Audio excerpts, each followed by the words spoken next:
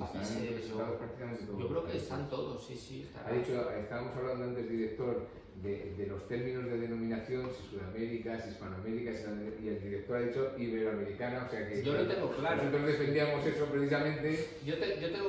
Es que eso es una... Sí, es más importante. Sí, a mí me lo explicaron una vez porque no sabía bien la diferencia. Entonces me dijeron que Iberoamérica es cuando se incluye a España y Portugal.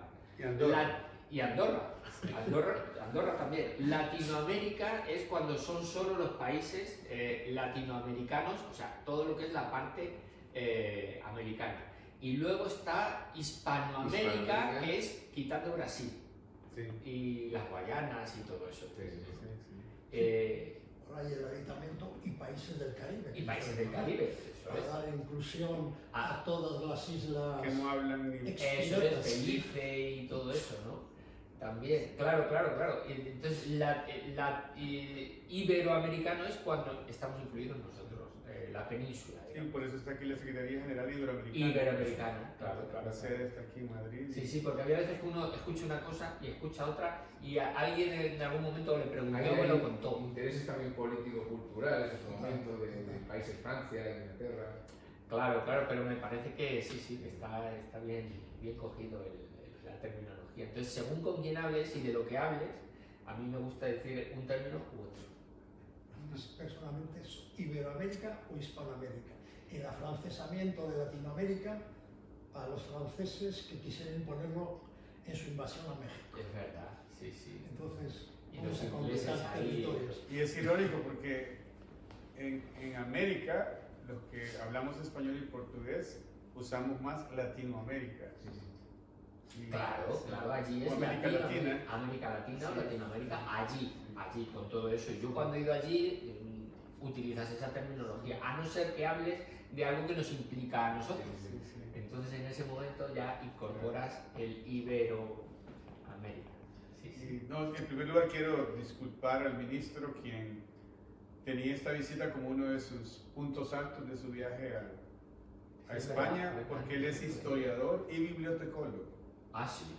Sí, entonces tuvo un percance ahí, creo que la presidenta de Honduras, Xiomara Castro, le habló por teléfono y venía en un taxi, me dijo, porque yo quedé de recogerlo y me dijo que no, que él llegaba.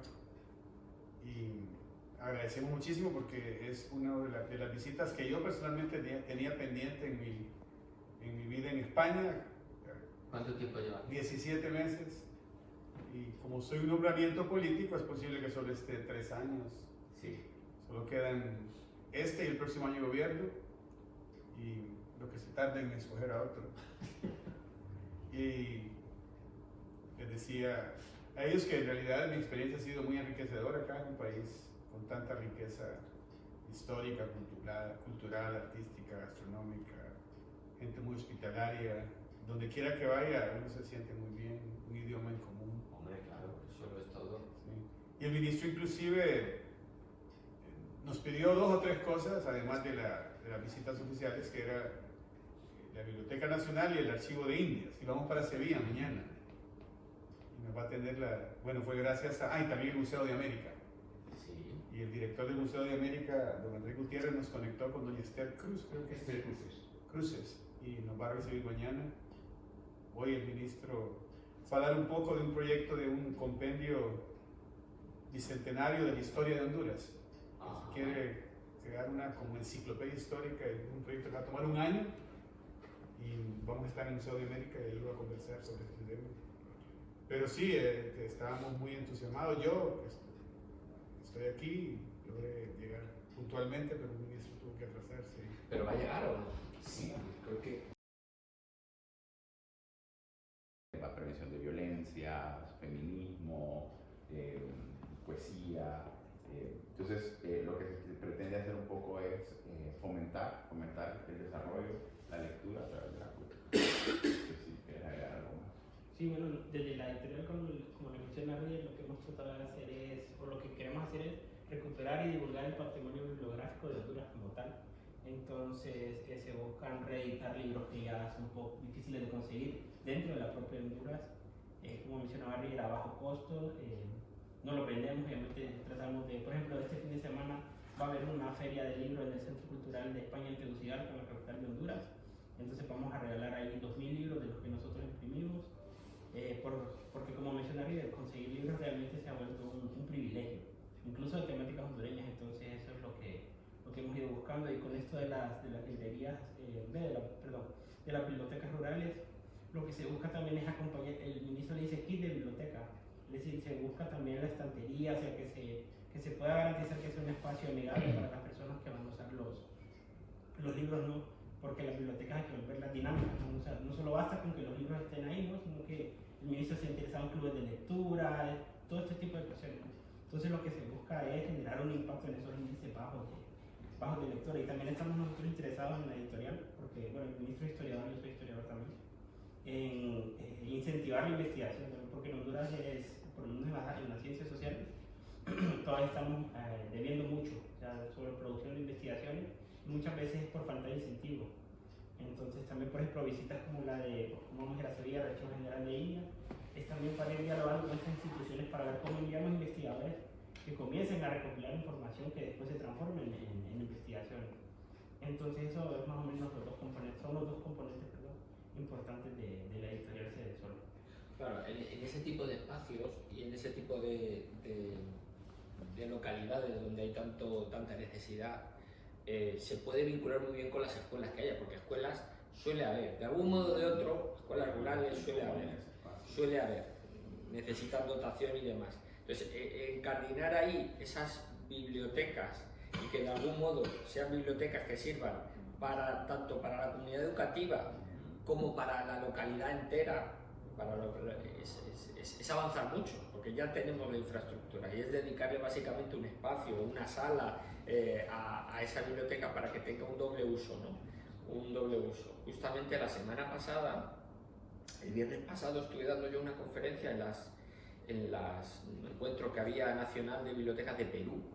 Me convocaron y les estoy hablando justamente de eso, de la relación entre, en su caso eran las bibliotecas públicas, porque allí tienen, y las bibliotecas escolares, pero en sitios donde la infraestructura es todavía tan precaria, porque Perú tiene una infraestructura, a mí me sorprendió, bibliotecaria interesante, pero en sitios donde... Estoy chateando con el ministro, David Murphy. Sí, que Se ha lo llevaron cogido... al Museo de América. Bueno, pues, ¿pero va a venir o ya no? Sí, Ya... camino ahora. Ah, que es el itinerario intenso, ¿no? De hoy y de mañana. Llegó el domingo y ha tenido reuniones con rectores y vicerrectores de universidades con las que nos interesa establecer convenios, porque el ministro es el ministro de la Secretaría de Desarrollo Social y ahí maneja una cartera increíble dirige el gabinete social donde hay 9 instituciones. Y también dentro de Cedesol hay 2 programas que son Bandera, la Red Solidaria, que es una red donde se han identificado las 2007 aldeas donde vive la gente más pobre de Honduras. En Honduras hay una tasa de pobreza que es como 7 de cada 10. entre 65 y 67% de pobreza y 50-55% de extrema pobreza. Entonces nuestro gobierno ha hecho un esfuerzo por focalizar dónde está este alto porcentaje de población, y está en 2007 aldeas en la zona rural. 2007. Sí, que equivale a están en 247 municipios de 298. Sí. Y ellos son parte del equipo que tienen Son zonas que están de accesibilidad complicada. Bueno, normalmente para esa focalización lo que se hizo fue hacer un análisis de pobreza multidimensional, y muchas de ellas, bueno, la mayoría son rurales. Son rurales porque están en punteadas que no tienen acceso a educación, a salud, y con el método de focalización, comunicaciones, con el método de focalización lo que queremos es combatir la extrema pobreza de una manera más articulada y sistemática. Más temática, que antes era un poco más aquí y allá, y luego no tenía un poco de sentido. Entonces, todas las intervenciones que la presidenta Xiomara está realizando tienen que realizarse en las 2 vicenciales. Entonces, reparación de escuelas. ¿Y las bibliotecas tienen un papel? Precisamente con Ana Fundación cuyo vicepresidente nos acompaña y fue quien gestionó esta visita a usted y una visita guiada a la biblioteca de don José Ignacio. Estamos firmando un convenio y se va a lanzar una campaña de dona un libro por Honduras. Y el año pasado, a través de 5 organizaciones sociales de Girona, lideradas por Papyrus, se obtuvieron 27.000 libros donados, se llevaron a Honduras. ¿Es la empresa esta de los libros digitales? ¿Esa? Creo que sí. Esa. Y hoy el ministro va a compartirle a don José Ignacio una estrategia de establecer bibliotecas rurales, que tal vez usted a grandes rasgos puede resumirla. Sí, bueno, Honduras tiene un índice muy bajo de lectura y una de las razones es porque los libros también son caros. Comprar un libro cuesta 20 euros, 25. Entonces hay una editorial Cedesol que tiene un componente fuerte de imprimir libros a bajo costo, pero también queremos llevar bibliotecas a personas en situación de vulnerabilidad, penitenciarías, centros de atención a mujeres, asilos de ancianos, en la ruralidad como tal también hay muchas personas que no tienen acceso a libros. Entonces parte de eso hemos identificado con España por el tema del idioma una fuerte conexión para poder realizar este proyecto de cultura y arte para el desarrollo a través de libros para todos. Lo que hacemos básicamente es gestionar libros, organizarlos a través del método DEWI y llevarlos a diferentes lugares caracterizados por las necesidades diferenciadas. Hablábamos ayer que, por ejemplo, para las penitenciarías, pues, entonces tiene que ser un tema de superación, de espiritualidad, para el tema de mujeres, de centro de atención a mujeres, la prevención de violencias, feminismo. La idea sería aprovechar las infraestructuras que existen. Y si existen pequeñas escuelas rurales y demás, intentar incorporar ahí a todos, ¿no? Y luego, claro, entiendo que ahí habrá unos profesores, habrá personal contratado que sean los profesores que den las clases. Entonces, la formación de la gente que tiene que dar, prestar ese servicio, pues los cuentacuentos, los clubes de lectura, todo aquello que comentáis. Aquí hay una dinámica también interesante que es el voluntariado de becas solidarias, que no sé si interesa. O con voluntariado, en una primera instancia que sea con voluntariado, claro. Pero formado, la información es muy importante. Sí, a las personas que presten eso es importante formarlas, ¿no? La verdad es que el tema de la lectura y las bibliotecas en Honduras sigue siendo un reto fundamental, ¿verdad? Y esa es la idea también de la Secretaría de Desarrollo Social, impulsar espacios literarios más allá también de que sea algo mandatorio, ¿verdad? Que los niños y las niñas tengan acceso a los libros, sino que sea una oportunidad también de democratizar la comunidad de alguna manera. Entonces, la Cedesol tiene también un programa adscrito, que es el programa de becas solidarias, que justamente también la visita a España impulsa también algunos convenios con universidades, y lo que busca es que el programa de becas solidarias, con los mismos becarios que tenemos, puedan hacer una retribución social, y nuestros chicos de voluntariado entonces también están clasificando ahora mismo, por ejemplo, los libros que serán llevados a las bibliotecas comunitarias de estas 2007 aldeas. Y en ese sentido, ese son como un primer paquetito de personas que estarán en primera línea trabajando con las bibliotecas. Y claro que sí nos interesa mucho también el hecho de poder fortalecer capacidades con los chicos también, porque no todo el mundo, por ejemplo, tenemos la dicha de que el ministro también es bibliotecólogo, pero no todo el mundo tiene ese tipo de competencias adquiridas. Entonces, claro, nos interesa, por ejemplo, que nuestros voluntarios, ¿por qué no pudieran tener acceso a cursos, ¿verdad?, que les permitan fortalecer capacidades también, para que puedan ser ellos los que vayan a las comunidades? Los maestros de la zona rural generalmente no están capacitados para tener bibliotecas en sus comunidades. Queremos decir eso, somos francos en eso. No están capacitados, pero tienen la capacidad para capacitarse.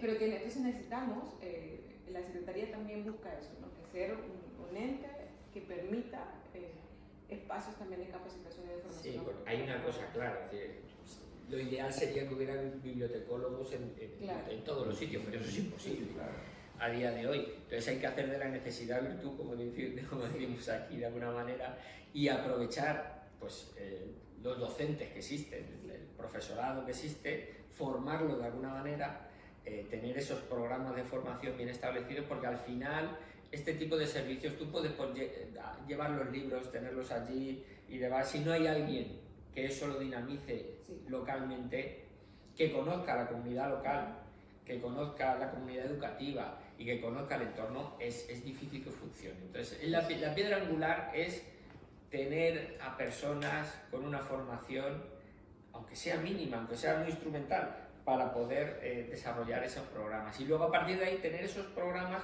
muy definidos, con unos protocolos y los clubes de lectura, los encuentros, y se hace así, dárselo como muy hecho, ¿no? Sí. De alguna manera es un muy buen pilotaje para la Secretaría. Eso es. Porque tenemos 2.000 tareas focalizadas, son focalizadas justamente porque están dentro de un percentil de pobreza del 60 más o menos. Entonces, eso es la idea también, uno, del gobierno y otra de la Secretaría, de poder estar en espacios donde nunca ha sido posible llegar. Y sobre todo en espacios como la literatura.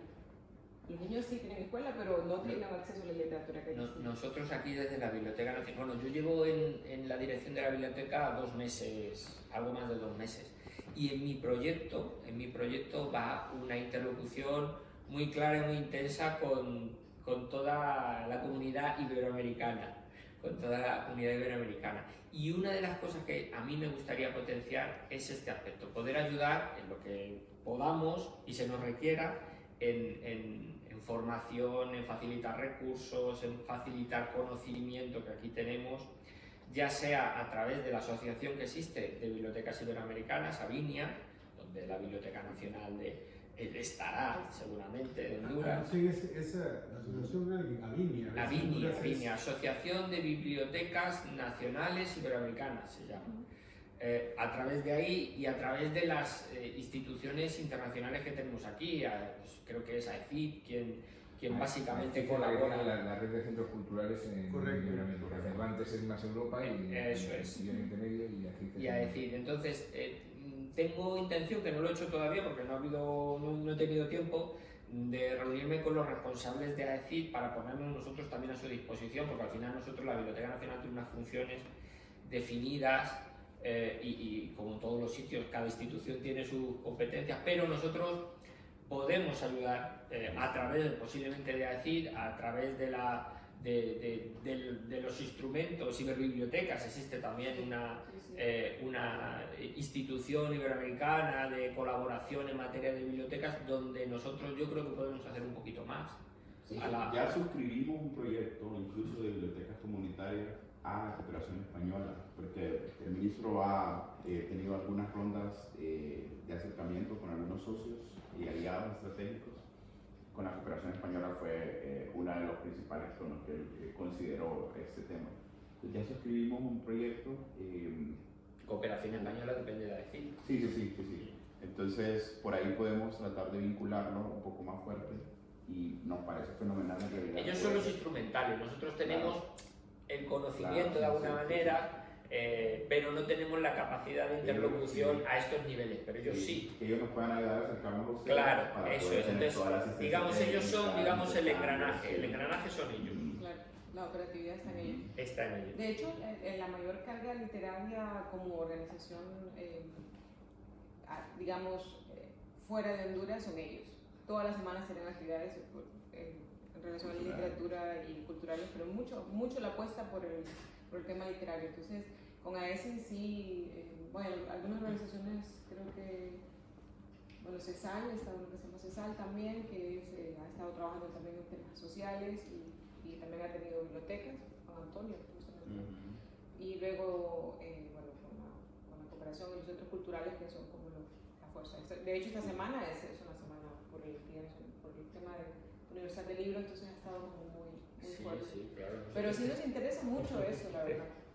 Nos interesa mucho poder tener espacios de organizaciones que nos permitan fortalecer capacidades, ¿verdad? Y sobre todo espacios de aprendizaje, porque no existen en Honduras. El director, no queremos usar su tiempo, creo que ya ha pasado más del tiempo que había usted programado.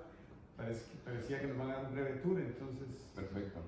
Le hemos traído el nombre de nuestro ministro.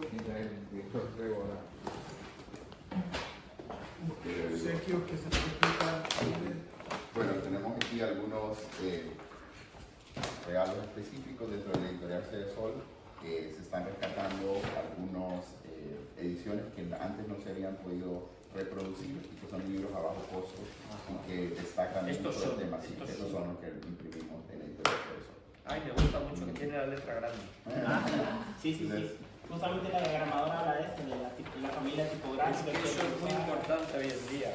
Sí. Aparte de eso, tenemos también una de las especialidades del café de nuestro país, y es Catuay, para que ustedes prueben un buen café, porque hemos encontrado aquí en algunos lugares. Hay que traer el lugar. Mira, ayer precisamente...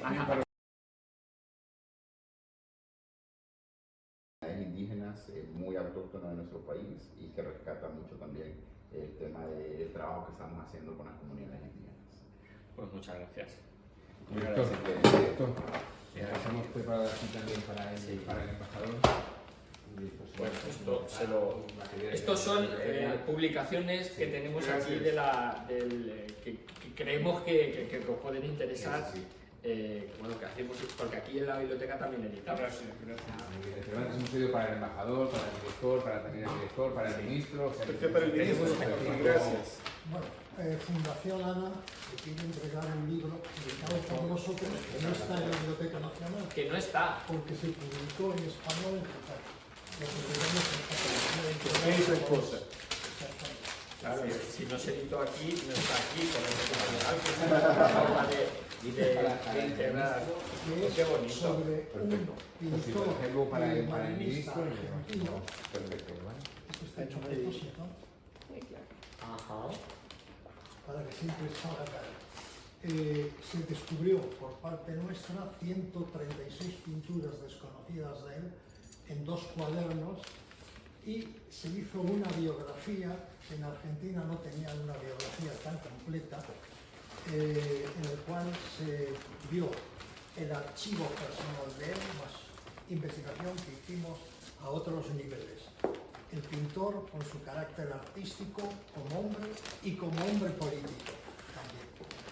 Y se ha seguido la forma que tenía su cuaderno de pinturas. Se ha reproducido exteriormente cómo era su cuaderno. Estos son cada dibujo que estaba en el cuaderno y luego el donde lo ha reproducido en los cuadros este boceto. Interesante. Nos tomamos una foto de grupo final. Interesante. Muchas gracias.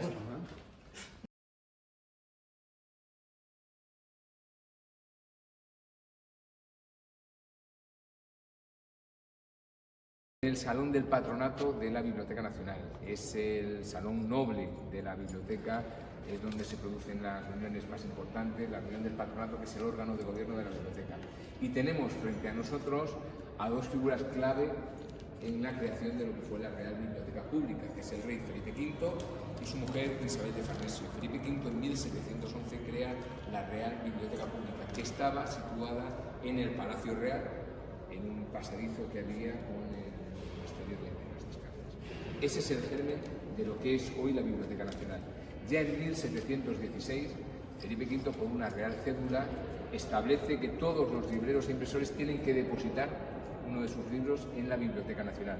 Es el germen también de lo que es hoy el depósito legal, que, como sabemos, están obligados a entregar 2 ejemplares a la biblioteca de todo lo que se publica en España, y además en la última reforma legal que ha habido de esa ley se ha establecido que también la maqueta preimpresión, es decir, la maqueta digital preparada para imprimir, también se tiene que depositar en la biblioteca. Esa Real Biblioteca Pública se crea con 6.000 libros que tiene el rey, con todas las incautaciones de las bibliotecas que hace de los nobles que se han opuesto a él, que han apoyado la causa del pretendiente austríaco, en este caso del archiduque Carlos, y ese incremento en la biblioteca se va a ir produciendo poco a poco en el siglo XIX con las desamortizaciones, a través de donaciones, de compras, de nuevas incautaciones y demás. De ahí la riqueza que tiene esta biblioteca. La biblioteca es la principal colección de la cultura hispánica que hay ahora mismo en el mundo. Cuenta con alrededor de 35 millones de volúmenes, se incrementa anualmente en alrededor de 500.000 de ejemplares. Hay varias vías de incremento, tenemos tenemos en primer lugar el depósito legal, pero también está la compra, que también se efectúa pues, para completar colecciones, aquellos libros que pueden interesar, ejemplares que se descubren, que están en manos privadas o incluso en manos de otras instituciones, por canje, hay intercambio, y también por donativo. La Biblioteca Nacional recibe muchos donativos de muchas personas e instituciones. Una de esas vías precisamente es lo que está incrementando los archivos personales. Los archivos personales que en otra época pueden no haber sido tan importantes, ahora mismo pues hay un incremento del interés de que los archivos de los creadores, literatos, intelectuales, científicos, estén depositados en las bibliotecas públicas y en instituciones públicas, porque son conscientes de que aquí el personal se va a volcar en su conservación, en su difusión y en su tratamiento técnico. Tenemos entonces 1711, fecha de creación, 1716, fecha también de creación del depósito legal. Una fecha clave va a ser 1866. En esa fecha, la reina Isabel II, luego la vamos a ver, coloca la primera piedra de lo que es hoy este edificio de los palacios nacionales, se llama así Palacio Nacional, bibliotecas y palacios y museos. En 1892 ese edificio se va a inaugurar coincidiendo precisamente con el cuarto centenario del descubrimiento de América.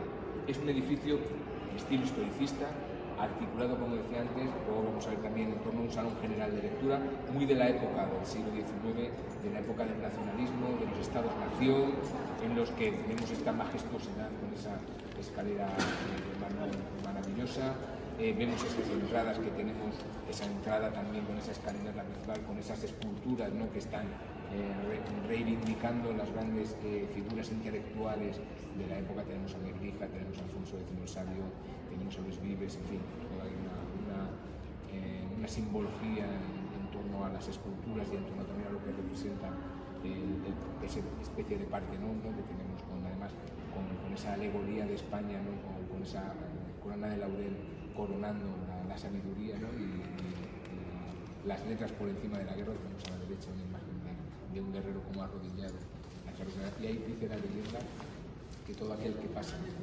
por esa corona de laurel y salga, haya leído y salga, pues será coronado con la sabiduría, ¿no? Entonces, un edificio que en su momento es uno de los más modernos que hay en Madrid, con agua corriente, con electricidad, con lo cual, bueno, realmente se echa el resto para que este Palacio de Bibliotecas y Museos Nacionales sea pues, un gran centro cultural y sobre todo de esa imagen de Estado fuerte, de Estado que se preocupa en un momento en que ha habido además varias guerras, las guerras carlistas en distintos periodos, en reafirmar también ese poder estatal, ese Estado-nación que se propugna desde distintos ámbitos europeos.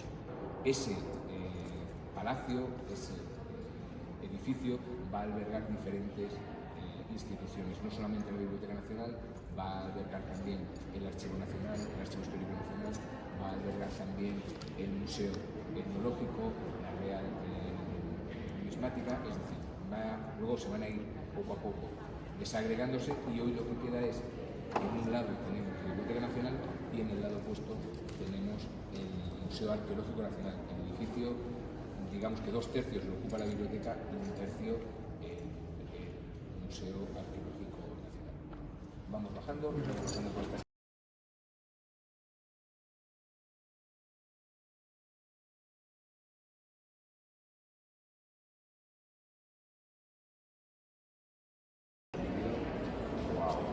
Rey Francisco de Asís son los que, como digo, en 1866 colocan la primera piedra de lo que será el futuro, la futura sede de la Biblioteca Nacional, y entramos en la sesión de lectura.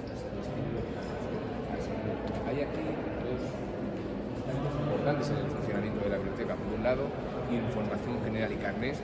Cualquier persona a día de hoy con el DNI se puede hacer el carnet de lector de la Biblioteca Nacional, cosa que antes era prácticamente impensable, porque con cartas de recomendación, pasan muchos filtros, investigador ganaba alguna cosa, y a día de hoy el carnet de investigador también te lo puedes sacar con el carnet de identidad, pero sí que es cierto que tienes que acreditar de alguna manera a la hora de consultar los fondos que hay, el interés. Y por otro lado, por los servicios que es de información bibliográfica de todo lo que se produce al año hasta que se encarga de de realizarlas, con lo cual es un servicio muy importante que prestas no solamente a los ciudadanos, sino también al resto de instituciones. Esperamos.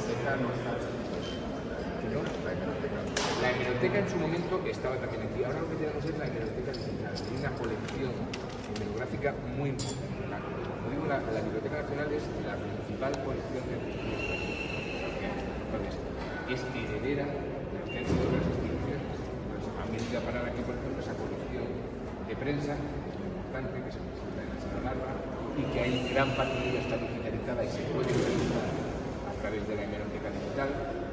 Tenemos, por ejemplo, la colección de manuscritos incurables y raros, que es una de las principales colecciones que hay, con miles y miles de incurables, de manuscritos. Tenemos, por ejemplo, la colección de Bellas Artes, donde se pueden consultar dibujos, grabados, cartografía, desde Durero, Rembrandt, Goya, de los grandes, pero hay mucho. La colección efímera, tenemos también la colección de música, que se consulta en la Sala Barbieri, es una de las principales colecciones de música que hay en España. Y no solamente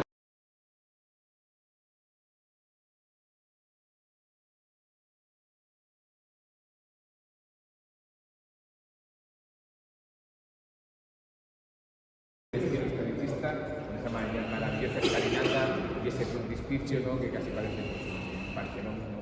Sí. Hay mucha simbología en todas las figuras de mármol, porque hay que decir que las figuras son de mármol, claro. Unas de Rabayones, las grandes, las pequeñas son de mármol de Carrara. Entonces, desde Alfonso X, Nebrija, la gramática, todo ese frontispicio en el que hay toda una alegoría del saber de las ciencias y de las artes que se yerguen y que vencen ante la guerra y la barbarie, esa figura coronada de laurel, ¿no?, que decía que simboliza el saber, sí. Y todo aquel que entra a la biblioteca, lee y sale por esa corona de laurel, se supone que sale mucho más sabio y coronado también por esa corona de laurel. Estamos además ante una de las figuras más importantes también de la biblioteca, uno de sus directores, como fue Menéndez Pelayo, uno de los grandes intelectuales de la España del siglo XIX, fue director efectivamente durante 14 años de la Biblioteca Nacional.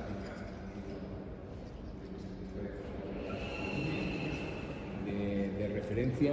Es sumamente interesante porque Pelayo logra darle una impronta, como las reformas liberales en toda Europa estaban cambiando el urbanismo y la cultura de los países. Pelayo hace un trabajo para evitar que la España del final del siglo XIX se vuelva francesada, en el sentido de todo esto que estaba surgiendo en los espacios públicos, los museos. Entonces sus libros reflejan un sentimiento nacional muy fuerte. De hecho, una de las fuentes de la que va a beber el nacionalcatolicismo luego en el primer tercio del siglo XX precisamente es a raíz del pelayista, sino que precisamente se basa en esa recuperación del nacionalismo español. Yo he leído toda su obra y definitivamente es admirable cómo él logra evitar que la cultura española sea francesa y que se resurja y se replantee al mismo tiempo el nacionalismo español desde una perspectiva más moderna. Así es. Pasamos por aquí, por favor. Vamos a pasar ahora el Salón Italiano, se llamaba Salón Italiano porque en su momento estaba decorado con motivos italianos. En la reforma que hubo en los años 80 adquiere su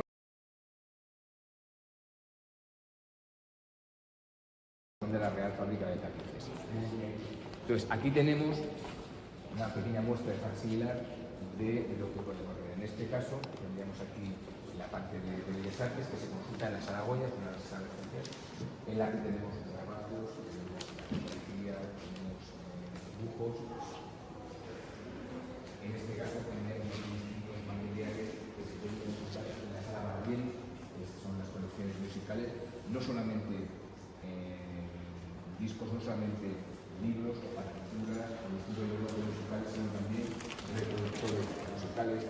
Hay diferentes discos, rollos de cera, discos de pizarra. Hay algo muy importante.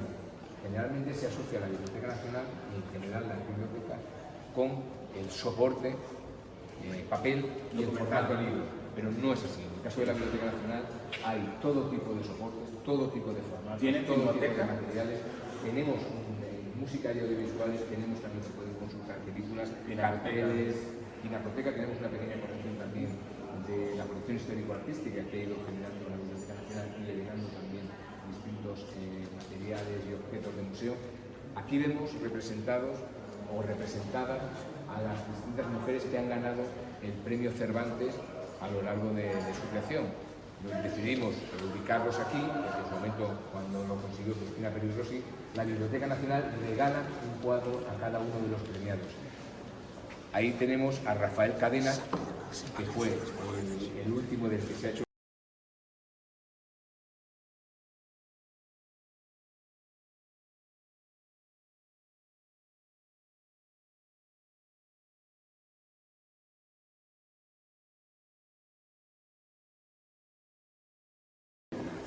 la colección especial de música, como digo, una de las más importantes que hay en España, porque no solamente tiene lo que es el soporte donde se ha fijado, sino también el reproductor que reproduce esa música, por lo cual casi que hay un museo de reproductores musicales. Si avanzamos por aquí, por favor, vemos otra de las colecciones más ricas de la Biblioteca Nacional, que es la colección de incunables, manuscritos raros y archivos personales. Realmente es algo incalculable el valor que tiene, no solamente ya patrimonial, sino también el valor económico, el valor cultural, no solamente por las grandes y las maravillosas encuadernaciones que tiene, sino sobre todo por el contenido, desde el Beato de Liébana, los Códices Madrid, el Mío Cid. A ver, pero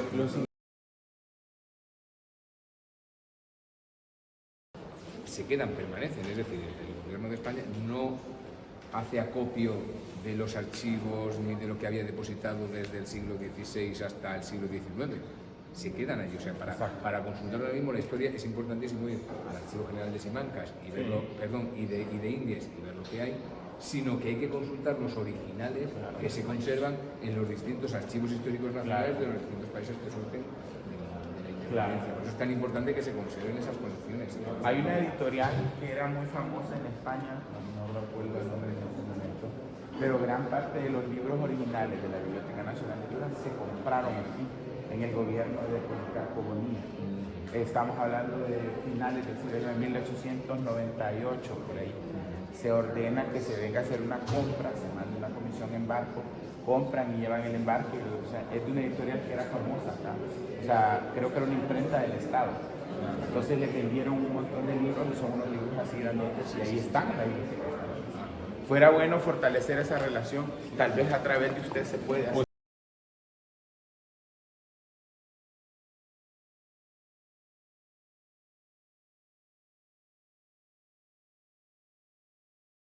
Cada vez somos más conscientes de que ese patrimonio, sobre todo de creadores, intelectuales, científicos, políticos, está mucho mejor tratado, conservado y difundido en una biblioteca nacional u otra institución pública que en las casas o en las casas particulares. Esta sería la zona de depósitos, esta parte de aquí de la izquierda. Este era uno de los patios, estos patios estaban abiertos en su momento. Ahora, con la reforma, la verdad es que ha quedado una zona de trabajo además muy bonita. Claro. Y aquí se accedería a esos depósitos. Claro, y, que están detrás de los puentes. Efectivamente, están detrás de los puentes. Y aquí encuentran al Salón de Culturas y el Instituto de Trabajo.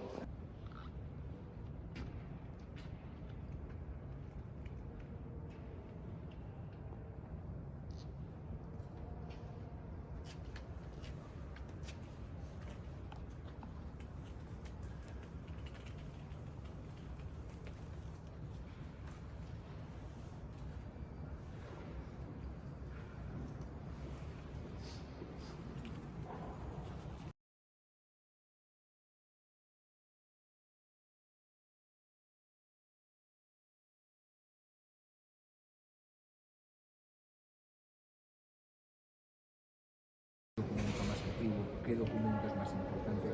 Al final lo que da valor es la colección. En el caso de los archivos, la serie, este completo.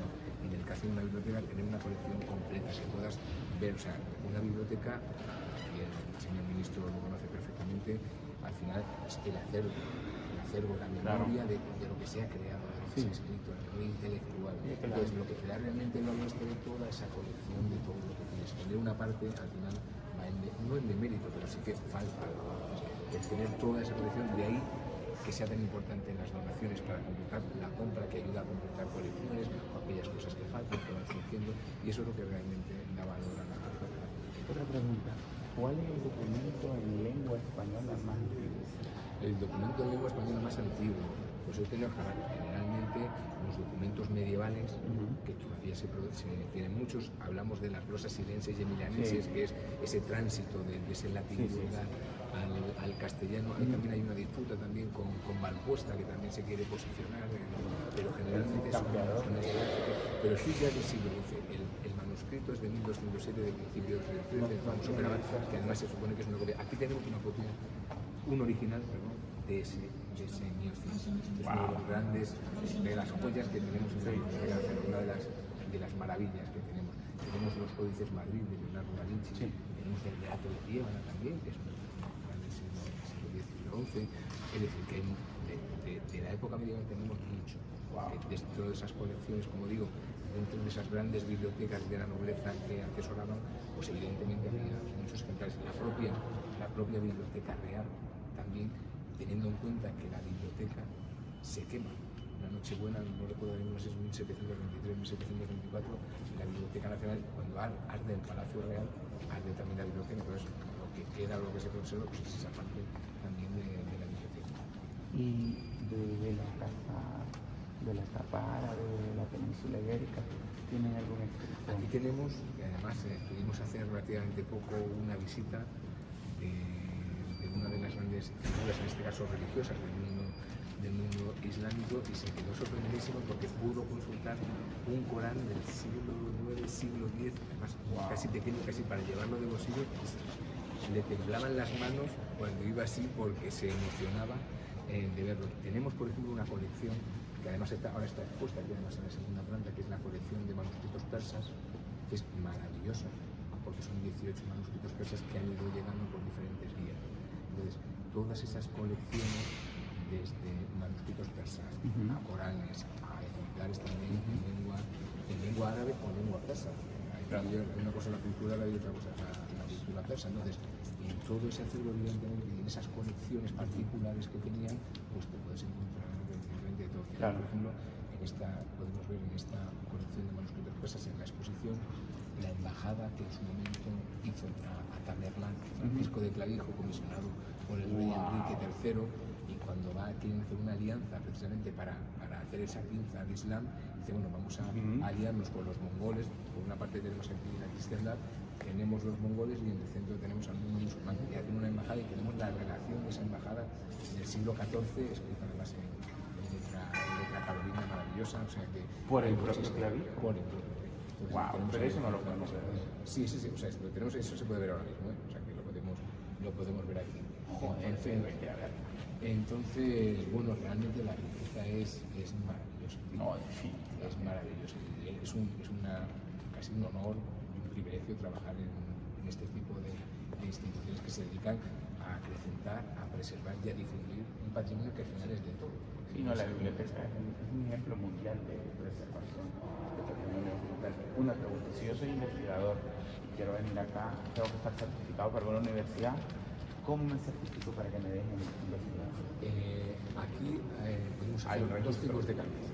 Está el carnet de lector, el carnet de identidad. Yo vengo, quiero ser lector y puedo acceder al salón de lectura y leer los libros posteriores a 1958, que es la fecha que se ha establecido.